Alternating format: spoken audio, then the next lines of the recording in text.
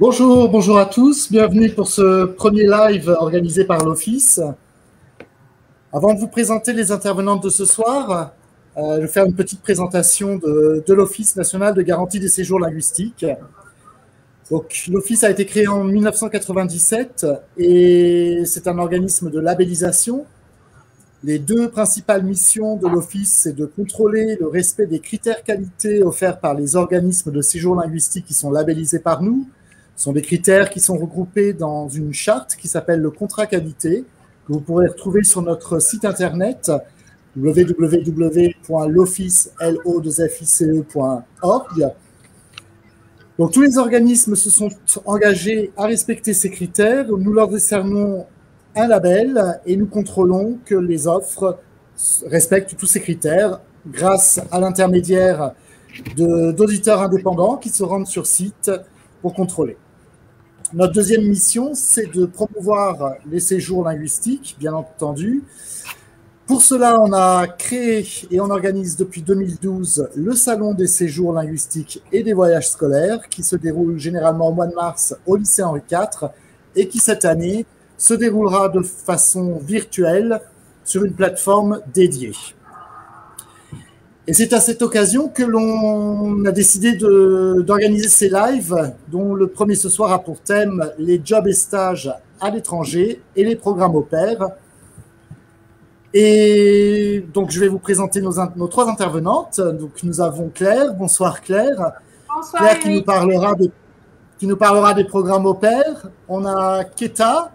Bonsoir Keta, qui nous parlera des programmes jobs et stages à l'étranger. Et Christine. Bonsoir Christine, qui nous parlera des assurances, toute la partie assurance qu'il faut avoir avant de partir.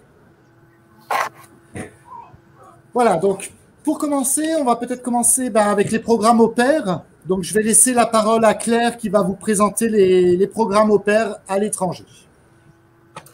Voilà, donc pour commencer, on va définir un petit peu ce que c'est être jeune fille ou jeune garçon au pair. Donc, le principe du programme au pair, c'est d'intégrer une famille dans un autre pays et de s'occuper de leurs enfants. En contrepartie, vous êtes rémunéré, vous êtes nourri, blanchi, logé et en général rémunéré contre la garde d'enfants. Vous pouvez aussi, en parallèle de vous occuper des enfants, effectuer des tâches ménagères liées aux enfants. Par exemple, préparer leur repas ou ranger leur chambre. Voilà, c'est à peu près ça.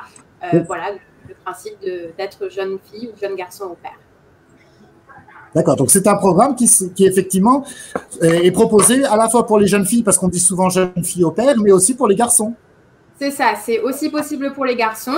Après, en général, les règles sont un peu plus strictes, on va dire, pour les garçons. Je pense notamment aux États-Unis, où dans le cadre du dossier, en général, pour les garçons, on va demander plus d'heures de garde d'enfants et souvent le BAFA. D'accord.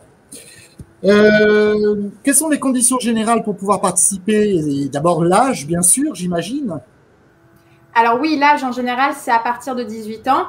Donc à savoir là, on va parler des critères généraux pour partir jeune fille ou jeune garçon au pair. On reviendra un petit peu plus tard pour les spécificités selon différents pays. Mais en général, voilà, il faut avoir au moins 18 ans. Il faut avoir un niveau correct dans la langue dans laquelle on souhaite, dans la langue du pays dans lequel on souhaite effectuer son séjour au pair.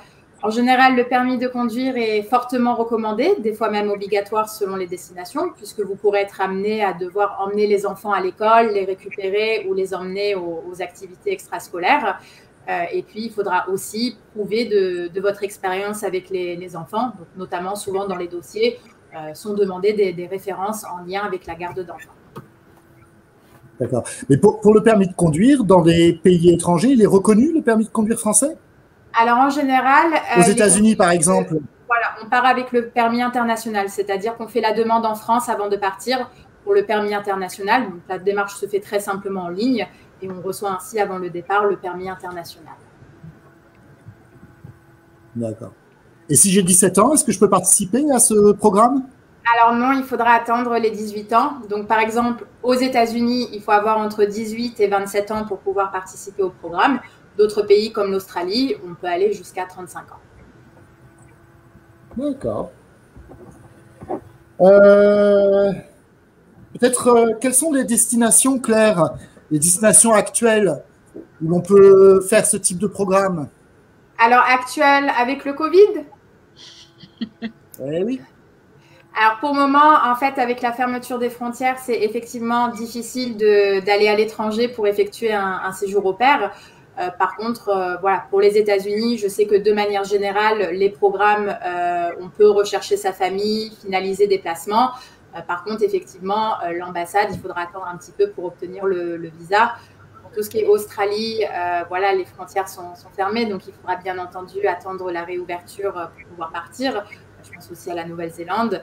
Après, à voir effectivement avec des pays européens où ça devrait être plus simple, encore faudrait-il que la France lève voilà, l'interdiction de voyager et de se rendre à l'étranger. D'accord. Quelle est la durée en général de ce type de programme? Alors, la durée varie selon les programmes. J'imagine qu'on ne part pas pour 2 ou 3 mois. C'est ça. Alors, en Europe, on peut partir pour des durées très courtes, vu que ce n'est pas des programmes réglementés au niveau de la durée. Pour l'Australie, en général, à partir de 4 mois jusqu'à 12 mois, il n'y a pas de souci. Par contre, spécifiquement pour les États-Unis, puisque c'est encadré par un visa J1, la durée minimum, c'est 12 mois. Et on peut aussi étendre pour rester 6, 9 ou 12 mois supplémentaires. D'accord. Ça semble quand même assez compliqué. Pourquoi comment on peut faire plutôt pour participer à ce type de programme? C'est mieux de passer par un organisme, j'imagine? Alors oui, c'est mieux de passer par un organisme. Alors je vais parler un petit peu spécifiquement des États-Unis. Donc par exemple pour les États-Unis, en fait, le programme Au Pair est un programme qui est réglementé par le département d'État américain, qui nomme en fait ce qu'on appelle des organismes sponsors aux États-Unis, qui sont chargés de gérer la mise en place du programme. Et ces organismes coopèrent avec d'autres organismes en France, donc des branches locales, on va dire. Et en fait, le jeune va s'inscrire auprès de l'agence en France, qui va s'occuper de vérifier ses références, faire passer l'entretien, vérifier que le bac, le permis de conduire sont bien obtenus. Et ensuite, une fois le dossier complet, il va envoyer au partenaire américain qui va s'occuper de présenter le dossier aux familles. Donc en fait, de passer par une agence, surtout pour les États-Unis, vous êtes sûr que la famille américaine a été vérifiée, que tout est cadré au niveau du respect du programme. Donc voilà, de toute façon, pour les États-Unis, c'est uniquement comme ça que ça marche. Après, pour d'autres pays comme l'Australie, effectivement, on pourrait très bien trouver sa famille sur un forum. Après, le risque, c'est que vous ne savez pas si l'annonce est véridique. Il y a beaucoup de filles qui se font arnaquer par en fait des fausses familles, qui postent des fausses annonces. Et alors, de ce fait, passer par un organisme en France, vous avez la sécurité de savoir que vous avez une branche locale dans le pays d'accueil, vous avez un partenaire sur place qui est là pendant tout vos séjours, et surtout que la famille a été vérifiée, notamment souvent les casiers judiciaires, visite de la maison et entretien pour bien vérifier qu'elle comprenne l'enjeu d'accueillir une au pair ou un au pair. Donc, passer par un organisme. Bien sûr, de passer par un organisme labellisé par l'Office. C'est ça. Voilà, c'est gage de passer par, d'avoir quelqu'un qui sera à votre écoute pendant toute la durée du séjour. D'accord. Quand tu disais, Claire, qu'il faut avoir un bon niveau d'anglais pour pouvoir partir, c'est-à-dire? Alors, un bon niveau, ça va dépendre… Parce que moi, je ne suis pas bilingue, mais ça m'aurait bien plu. Non, on ne demande pas du tout d'être bilingue. En fait, on va demander un niveau d'anglais minimum, c'est-à-dire qu'on puisse être en capacité, si jamais le ou la au pair a des soucis sur place avec les enfants, d'être en mesure de pouvoir appeler les secours et de pouvoir expliquer ce qui se passe, en fait. Donc, il faut pouvoir se faire comprendre et comprendre un minimum. Après, c'est des programmes, bien sûr, les jeunes filles ou les jeunes garçons sont là pour apprendre et progresser. Donc il ne faut pas avoir un niveau courant ou bilingue forcément pour pouvoir participer à ce type de… D'accord. J'imagine que beaucoup de jeunes sont partis, sont revenus, très contents. Quels sont les bienfaits de ce type de programme? Alors, c'est un programme qui déjà permet aux personnes qui ont peut-être un budget un peu plus restreint, on va dire, pour le programme. Puisque pour les États-Unis, par exemple, le billet d'avion est pris en charge par la famille d'accueil. Vous avez un stage en général d'orientation qui est pris en charge aussi. Vous êtes rémunéré $195 par semaine minimum. Vous êtes nourri, blanchi, logé forcément. Donc en fait, c'est un programme sur place où vous allez gagner de l'argent. Donc déjà, ça permet de subvenir à ses besoins facilement sur place. Vous allez aussi voilà, découvrir une nouvelle famille qui en général sera une deuxième famille pour la vie pour beaucoup. Des enfants auxquels vous allez vous attacher, les voir grandir. Et voilà, vous allez être sur place, immergé, ce qui va permettre des progrès très rapides en anglais.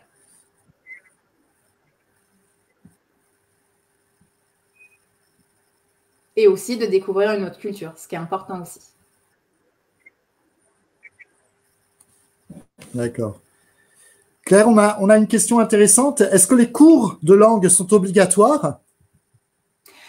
Alors, dans le cadre du programme Au Pair aux États-Unis, en fait, la famille d'accueil donne à chaque participant une bourse de $500 qui leur permet de valider quelques crédits dans une université locale, en sachant qu'aux États-Unis, c'est une obligation de suivre ces cours pour valider les crédits.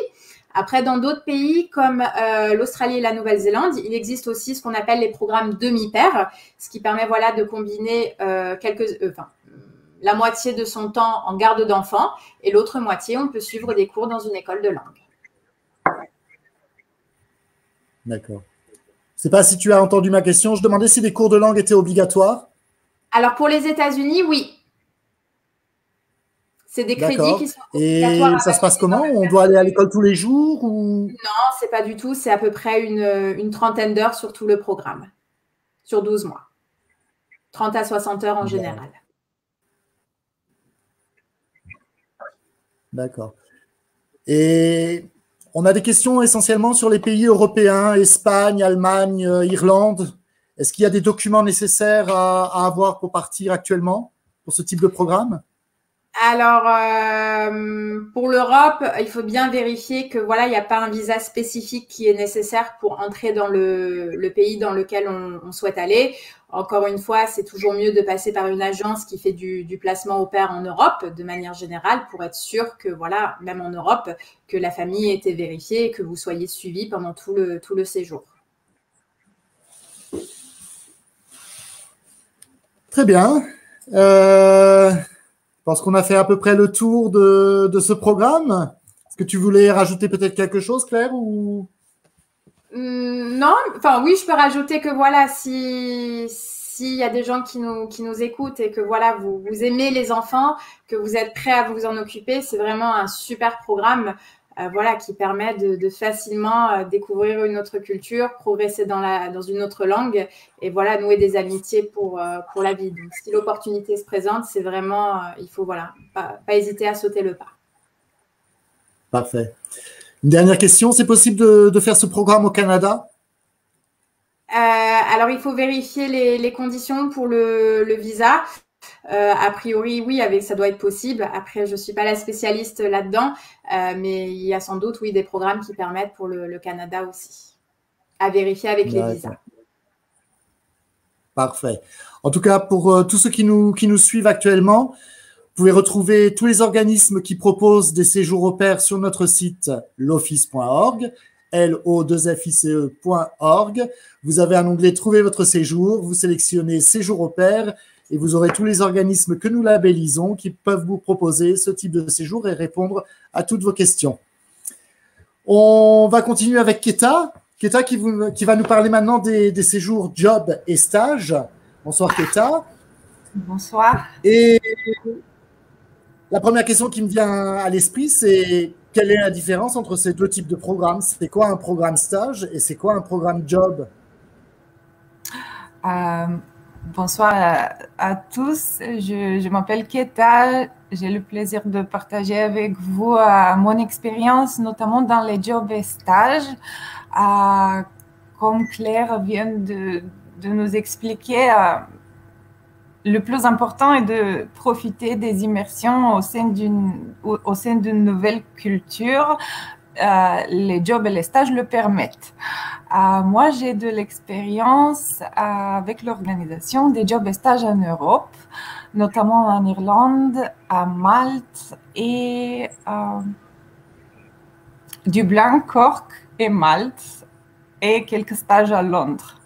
Je vais vous expliquer ce qui complique les choses avec Londres un peu plus tard. La différence, c'est que le stage vous permet gagner de l'expérience professionnelle, même si votre niveau en anglais, par exemple, n'est pas parfait, même si vous n'avez pas d'expérience dans le domaine qui vous intéresse et qui vous passionne. Le stage est un moyen de créer des contacts. Donc, si une fois vous complétez une immersion au sein d'une entreprise en tant que stagiaire, vous avez des lettres de recommandation de vos managers, vous avez les contacts de vos collègues. Donc, quand vous postulez pour un job un peu plus tard, ça va vous faciliter la vie et le recrutement sera en votre faveur. Donc, la différence... Pour faire un stage, Peta, pour faire un stage, il faut avoir quel âge pour faire un stage? Minimum 17 ans. D'accord. Et pour le job... Et on peut choisir le domaine dans lequel on veut faire son stage? Tout à fait, tout à fait. Après un programme au pair avec Claire, vous pouvez par exemple intégrer une entreprise, une crèche en tant que stagiaire. Donc, c'est l'un des domaines. Il y a des stages en vente, en service client, en marketing, à Dublin, Cork, Malte, des destinations anglophones. Tout le monde parle anglais avec un accent différent. Les entreprises ont l'habitude d'accueillir des stagiaires, donc n'ayez pas peur de votre accent, de votre niveau en anglais. Tout ce qui compte est la motivation. Bien sûr, un niveau en anglais correct pour pouvoir poser des questions, pour pouvoir créer de bons liens avec votre équipe.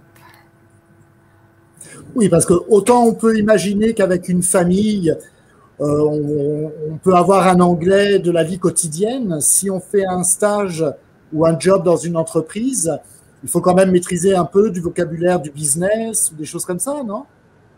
Non. Par exemple, au niveau A2, donc pouvoir comprendre les questions, pouvoir se présenter à ses collègues, au tuteur de stage, pouvoir poser des questions en anglais, c'est le minimum. D'accord. Le programme job, il est différent du programme stage? Oui. Il y a un programme très intéressant qui s'appelle Job Assistance. Là, ce programme inclut la préparation pour la recherche de job. Donc, parfait pour un projet de job d'été, par exemple, de quelques mois, au moins 4 mois. Au vu de la situation actuelle, il faut qu'on se donne un peu plus de temps pour les recherches, mais avec un bon accompagnement de la part d'une agence, tout sera carré. Les candidats sont bien guidés par des équipes sur place et normalement, ça aboutit à des bons placements en job. Un job rémunéré. D'accord. Les stages ne sont pas forcément rémunérés. D'accord. Donc, il faut prévoir un budget. Donc, si cet été, j'ai envie de faire un job en Irlande, qu'est-ce que je dois faire? Il faudra faire votre recherche très attentivement pour choisir votre destination, aussi pour choisir l'équipe préférée qui va vous guider dans votre projet. Il faudra aussi commencer à travailler un peu sur votre anglais pour être capable de se présenter à votre entreprise d'accueil avant votre arrivée. Il faudra prendre votre carte d'assurance européenne maladie, une assurance. Donc, je suis sûre que Christine va nous parler un peu plus tard de ça.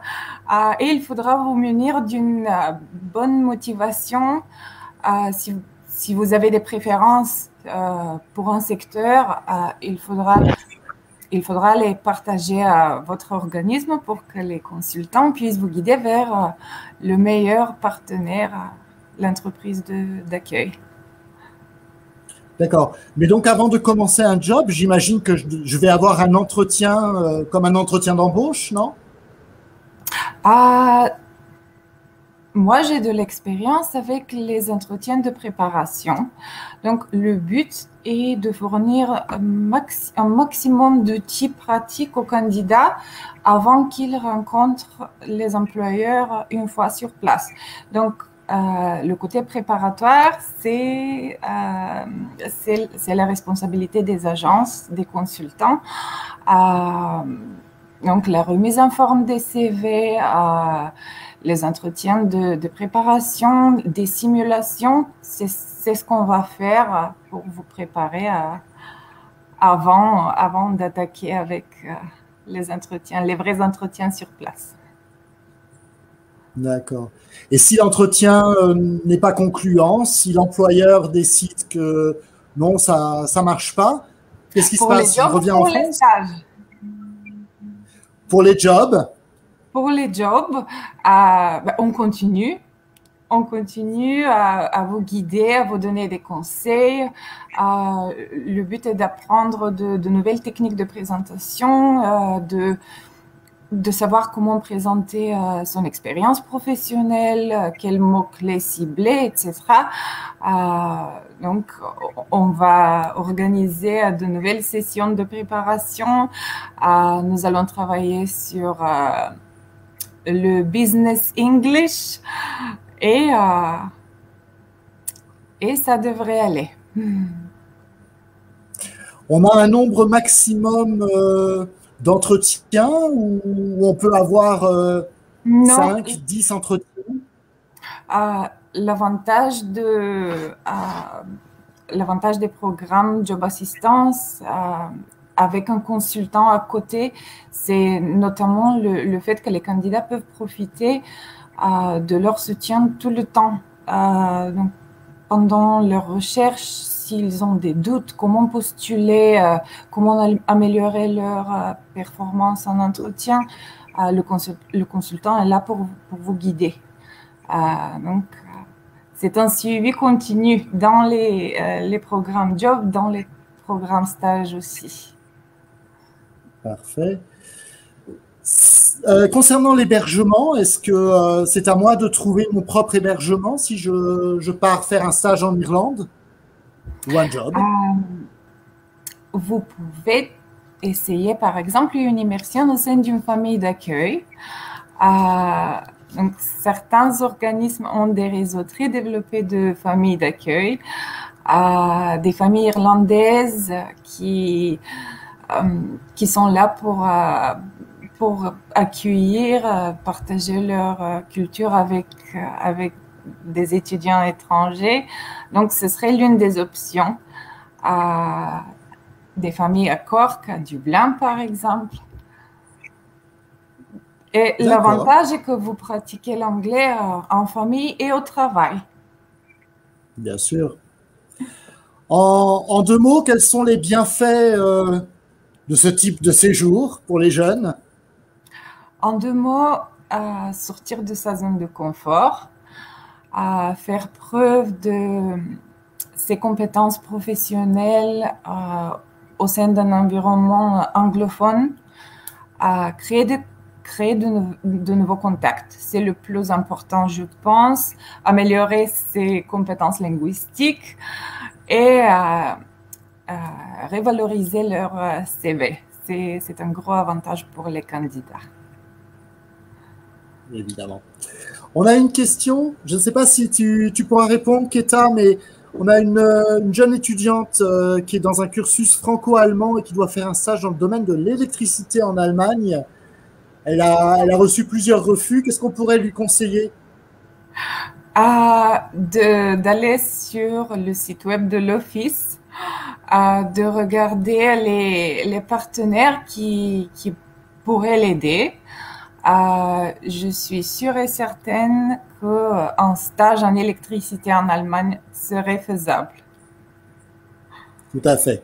Donc, je vous rappelle, pour toutes vos questions, pour trouver un organisme pour pouvoir faire un séjour, soit un séjour au pair, soit un séjour job et stage, vous avez le site de l'Office www.l'office.org lo2fice.org, un onglet « Trouvez votre séjour », vous indiquez le type de séjour que vous recherchez, la durée, la destination, apparaîtront les organismes que nous labellisons, que vous pourrez par la suite contacter directement et qui seront heureux de pouvoir vous conseiller tout d'abord et de vous faire des offres par la suite. Keta, est-ce qu'on a fait le tour un petit peu de ces types de programmes ou est-ce que tu peux rajouter encore quelque chose? Je pense qu'on a fait le point sur le plus important. Au vu de la situation actuelle, il faut savoir qu'il y a des programmes en télétravail. Donc, certains stages sont faisables à distance, par exemple. Il y a des domaines qui ne sont pas autant impactés par la pandémie, notamment le marketing digital, par exemple. Donc, il y a des stagiaires qui, au moins pour le début de leur stage, profitent de cette option. Donc, ça existe. Ça existe comme une nouvelle possibilité d'effectuer une immersion. D'accord.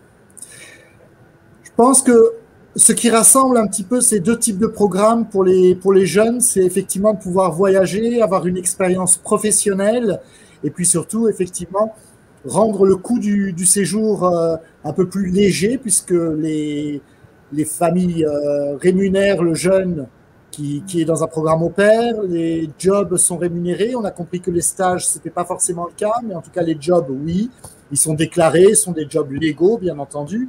Juste pour faire, si on peut, un petit point là-dessus, Claire, en général, un jeune qui partirait 6 mois aux États-Unis, il va gagner à peu près combien? Alors, pour les États-Unis, c'est 12 mois d'avoir une minimum. évaluation. Donc, c'est 12 mois minimum à hauteur de 195 $ par semaine. Donc, je crois que si on fait le total sur une année, on peut gagner environ 10 000 $. Oubliez voilà, que ça va financer aussi ces petites dépenses sur place. Et aux États-Unis, mais vous serez bien sûr aussi imposable en partie sur ce que vous avez gagné. Il ne faut pas l'oublier. Mais voilà, quand même, ça permet de largement subvenir à ses besoins sur place et peut-être même épargner et voyager, puisque beaucoup de jeunes filles ou de jeunes garçons profitent des week-ends ou de leurs vacances sur place pour découvrir les États-Unis de manière générale. Eric, je peux rajouter? Bien sûr, bien sûr. Oui, en parlant de la rémunération, il y a des stages rémunérés. Donc, c'est la bonne nouvelle pour tous les candidats qui cherchent des stages. Il faut quand même prévoir une durée un peu plus longue, donc un séjour de minimum 4-6 mois pour chercher des stages rémunérés. Mais je le confirme, ça existe et il faut encore une fois. Oui, c'est une bonne nouvelle. Il y a des employeurs généreux. Parfait. Et de faire un stage ou un job en Irlande sur une durée de 6 mois, ça finance en partie le séjour? Je parle de l'hébergement, de la restauration, etc. S'il s'agit d'un stage de moins de 6 mois, les entreprises n'ont pas l'habitude de rémunérer les stagiaires. S'il s'agit d'un stage de plus de 6 mois, entre 6 mois et 1 an, là, les entreprises sont obligées de remercier leurs stagiaires pour le travail fourni. Donc, au moins, ça va aider les stagiaires avec leurs dépenses pour le transport, la nourriture, en aide qui n'est pas à ignorer. Parfait. Un job en Irlande sur 6 mois? Un job en Irlande? On peut estimer qu'on va gagner combien à peu près? On va gagner quelqu'un qui arrive sans expérience, mais avec une bonne motivation et qui réussit à trouver un job, peut espérer de commencer à un salaire d'environ de minimum 20 000 € par an. Une idée. Pas mal.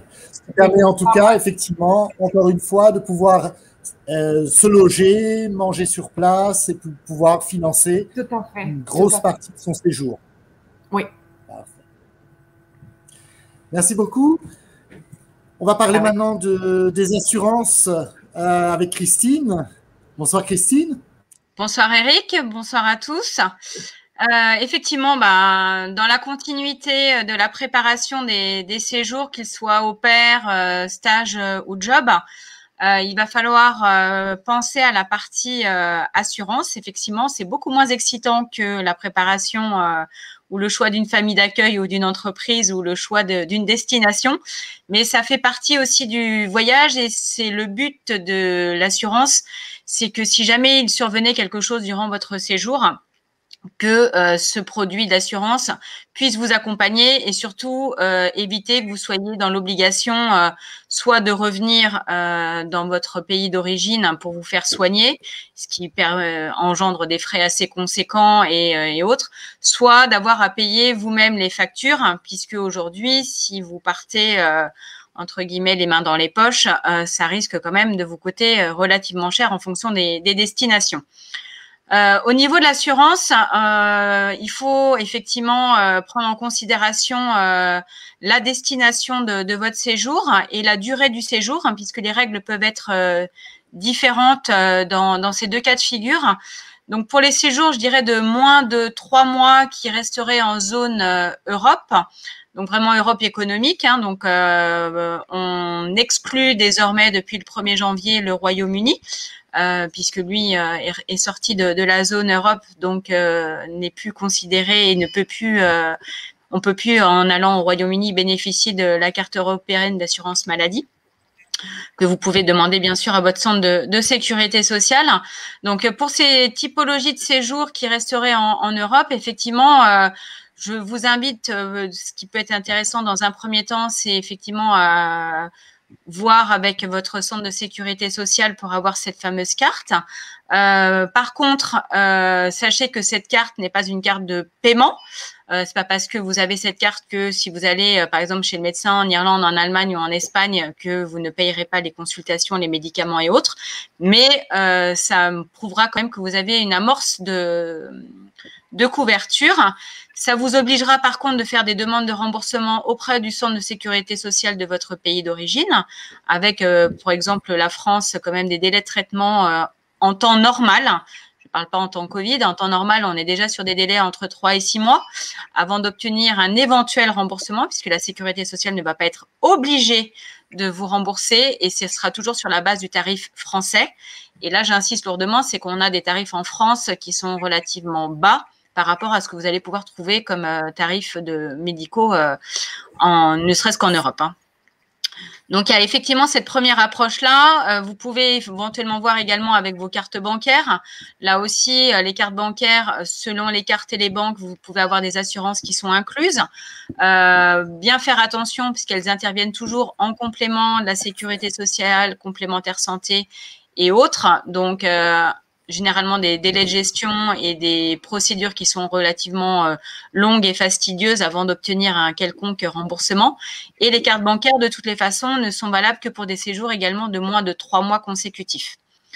Donc, c'est vraiment important, en fonction de votre typologie de séjour, il existe sur le marché depuis un certain nombre d'années des gammes de produits avec des garanties spécifiques, par exemple pour les programmes au pair, des produits spécifiques pour les jobs et les stages, puisqu'en fait, même si vous partez à l'étranger, vous pouvez avoir des besoins bien particuliers. Et grâce à ces assurances, vous allez pouvoir avoir une couverture qui est dite au premier euro pour la partie médicale, ce qui vous permet aujourd'hui, si vous allez chez un médecin, par exemple, et vous avez une prescription de médicaments et autres, de pouvoir vous faire rembourser directement par la compagnie d'assurance et ne pas avoir à attendre le remboursement de la sécurité sociale, de la complémentaire santé et après de faire intervenir éventuellement l'assurance de la carte ou une autre assurance. Dans les produits qui sont sur le marché, qui sont vraiment des produits très, très spécifiques, va y avoir également de la notion d'assistance rapatriement qui est aussi une garantie très importante parce que malheureusement dans des cas de figure un peu particuliers, il est préférable des fois où les médecins vont décider de vous rapatrier dans votre pays d'origine et vous permettre, quand vous serez guéri et vous aurez fini votre convalescence, de pouvoir repartir sur votre lieu de séjour. Et tout ça est bien sûr pris en charge par le produit d'assurance. Donc, ça fait quand même des coûts sérieusement en moins à mettre sur la table si jamais vous partiez sans couverture avec une assurance privée. Pour la particularité, par exemple, du produit au pair, vous avez des produits qui vont intégrer des frais d'hôtel si jamais, pour X raison, vous deviez changer de famille d'accueil. Ça peut arriver, hein, c'est pas fréquent non plus, mais ça peut, avant que votre agence ou organisme puisse vous retrouver une nouvelle famille, des fois vous allez devoir vous faire héberger soit dans une auberge de jeunesse ou dans un hôtel à bas coût ou même dans une autre famille qui peut effectivement vous demander des frais d'hébergement et autres. Là aussi, les produits d'assurance peuvent avoir des garanties justement pour vous accompagner et réduire au maximum le coût de la transition entre deux familles d'accueil. Donc, les produits d'assurance, aujourd'hui, vous avez également des garanties responsabilité civile, vie privée qui sont également incluses dans les produits d'assurance du marché, avec une extension, par exemple, pour le séjour au pair où vous serez effectivement couvert au sein de la famille d'accueil, y compris à l'égard des enfants dont vous aurez la charge. Pour les stages et les jobs, vous avez également une responsabilité civile dans le cadre des stages ou des jobs pour que si jamais dans le cadre de cette expérience, il arrivait un malheur, vous remversiez par exemple un café sur un ordinateur, vous abîmiez un meuble ou autre. Sachez qu'effectivement, certains produits d'assurance couvrent ce genre de dommages. Et quand on part généralement à l'étranger, l'avantage de ces assurances-là, c'est qu'elles ont l'habitude de traiter à l'international, qu'elles ont des services multilingues. Et donc, si on doit faire la gestion d'un dossier sinistre avec une famille anglo-saxonne ou allemande ou espagnole, les services des compagnies d'assurance ou les courtiers qui sont spécialisés sur ces produits d'assurance seront à même de pouvoir lire et accompagner, voire dialoguer également avec les familles d'accueil pour faire en sorte que vous puissiez avoir un retour sur la gestion de votre dossier et une indemnisation en corrélation avec le préjudice que vous avez pu subir ou faire subir à d'autres. Donc, vous avez aussi, en cas d'hospitalisation, une prise en charge avec un plateau d'assistance qui est toujours disponible 24 heures sur 24, 7 jours sur 7 pour les prises en charge. Donc, ça permet aussi de n'avoir aucune avance de frais à faire à partir du moment où la pathologie ou l'accident est bien sûr couvert par le contrat d'assurance. Depuis le mois de mai de l'année dernière, bon nombre d'acteurs du marché ont intégré la partie garantie épidémie. Donc, ça, c'est aussi important de savoir que si demain, vous contractiez le Covid à l'étranger, donc, il faut quand même vérifier dans les produits d'assurance, mais bon nombre maintenant proposent une extension pour la couverture en cas de Covid ou autre épidémie, puisqu'aujourd'hui, on parle du Covid, mais demain, ça peut malheureusement avoir un autre nom ou une autre forme. Donc, c'est aussi très important de savoir qu'on peut être pris en charge pour des consultations, des médicaments si besoin, voire même une hospitalisation. Et dans certains cas, je dirais un peu extrêmes, mais ça peut arriver aussi, un rapatriement dans le pays d'origine.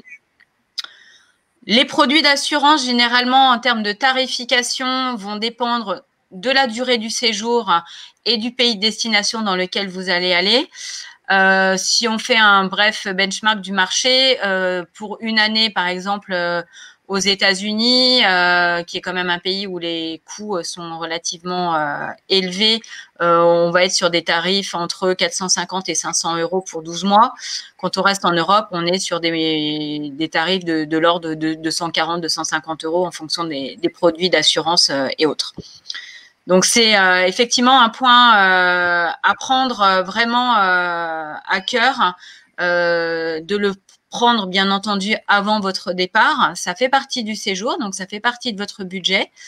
Vous pouvez effectivement prendre des fois des premières durées de contrat et faire des extensions parce que des fois, on n'est pas forcément maître de la durée de son séjour, mais bon nombre d'acteurs du marché vous permettent ces solutions-là pour que ça soit vraiment simple et facile d'utilisation.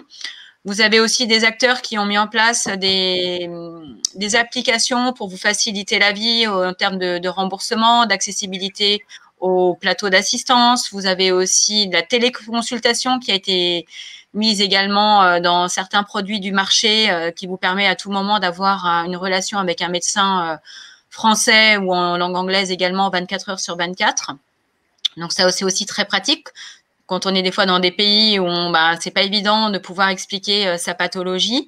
Là, on peut avoir un diagnostic, on peut avoir également une prescription médicale ou des renouvellements de traitement et autres. Donc ça, c'est vraiment important et un vrai gage de soutien et d'accompagnement également dans le cadre de cette typologie de séjour. Et c'est pas parce qu'on part que 15 jours. Alors effectivement, sur ce qu'on a vu ce soir, c'est peu probable, mais dans les autres présentations qui sont à venir, c'est pas parce qu'on part une semaine ou 15 jours qu'on doit éviter de prendre une assurance, parce que malheureusement, les problèmes peuvent arriver aussi bien le premier jour que durant le séjour. Il n'y a pas de règle par rapport à ça. Et vous pouvez également, donc ça c'est vraiment des produits packagés, et pour les programmes qui pourraient en amont nécessiter un certain nombre de coûts d'investissement entre guillemets, demander aux organismes s'ils peuvent éventuellement vous proposer aussi une garantie et une assurance annulation dans le cas où vous ne pourriez pas partir pour un problème de santé de vous-même ou d'un membre de votre famille, ou être victime d'une interruption suite à maladie ou autre, pour éviter d'avoir trop de frais qui resteraient à votre charge dans le cadre du séjour, si le séjour n'était pas reportable, parce qu'effectivement, dans certains cas de figure, ça peut être compliqué. Et si vous avez engagé des frais, ce type de contrat d'assurance peut aussi également avoir un intérêt. Donc voilà, donc ça c'est vraiment, donc après effectivement vous pourrez retrouver sur le site de l'office les partenaires aussi assurance, et les organismes aussi sont à même de pouvoir vous aiguiller, puisque ça fait également partie de leur métier en tant qu'agent de voyage et organisme de séjour linguistique et au pair labellisé office, de pouvoir vous proposer des solutions d'assurance. Merci beaucoup Christine pour toutes ces informations sur les conférences. Donc on a bien compris, si on veut faire un séjour job, un séjour stage ou un séjour au pair, le plus simple c'est de contacter directement un organisme labellisé par l'office. C'est gage de qualité, de sécurité pour les jeunes pour partir. Ce live s'inscrit en fait dans le cadre du salon que l'on organise cette année, donc de façon virtuelle. L'inscription est gratuite, la participation bien sûr est gratuite. Il suffit de s'inscrire sur le site salon.loffice.org. Ce live, merci beaucoup pour ce live, à nos intervenantes, à vous qui nous avez suivis. On vous donne rendez-vous très prochainement pour un nouveau live le 9 mars, qui aura pour thème « Bien choisir son séjour linguistique », essentiellement pour les séjours de courte durée, moins de 3 mois, les séjours d'été. Et puis le 11 mars, pour les séjours de longue durée avec scolarisation, 3 à 10 mois à l'étranger. Je vous rappelle, le salon de l'office le 13 mars, de 10h à 18h. Inscription sur salon.loffice.org. Merci à vous trois. Bonne soirée et à très bientôt. À très bientôt et bonne soirée à tous. Bonne soirée.